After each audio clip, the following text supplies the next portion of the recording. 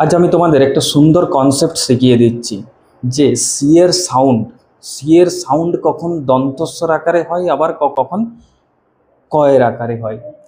দেখো, আমি এখানে তিনটা ওয়ার্ড লিখছি। ঠিক আছে, তিনটা ওয়ার্ড লিখছি, ই, আই এবং ওয়াই। দেখো, ভালোভাবে দেখবে যে সি এর সাউন্ড কখন দন্তস্ব হবে এবং কখন ক হবে। দেখো, আমি তিনটা ওয়ার্ড লিখলাম, ই, আই এবং ওয়াই। ঠিক আছে, ই, আই এবং ওয়াই।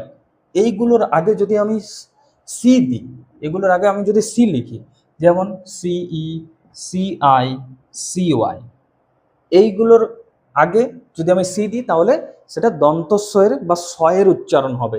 কি রকম? দেখো, সিই আছে, সিই এন টিই আর, সেন্টার। দেখো, স্বয়ের উচ্চারণ আসছে সেন্টার। আমি এটা যদি বলি C T, T Y, city, স্বয়ের উচ্চারণ আসছে। এইটা আমি বললাম C Y B E R, cyber, স্বয়ের উচ্চারণ আসছে। এরপরে স্যার কখন সিটা কয়ের উচ্চারণ আসবে? দেখো, এখানে বুঝতে পারবে যে সি ইউ টি, এটা কিন্তু কয়ের উচ্চারণ আসছে। কি আসছে? কাঠ, সিইউটি, কাঠ। আমি বললাম যে সি এ পি, ক্যাপ, কয়ের উচ্চারণ আসছে, ক্যাপ হলো। আবার কি হবে? Cutting, C U double T I N G, cutting, এখানেও কিন্তু কয়ের উচ্চারণ আসছে। আবার যদি বলি যে সি এ টি, ক্যাট, এখানেও কিন্তু কয়ের উচ্চারণ আসছে।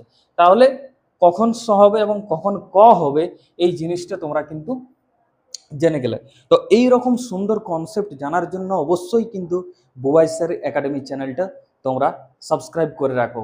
আর কেমন লাগলো এই কনসেপ্টটা অবশ্যই কিন্তু একটা কমেন্ট করে জানাবে।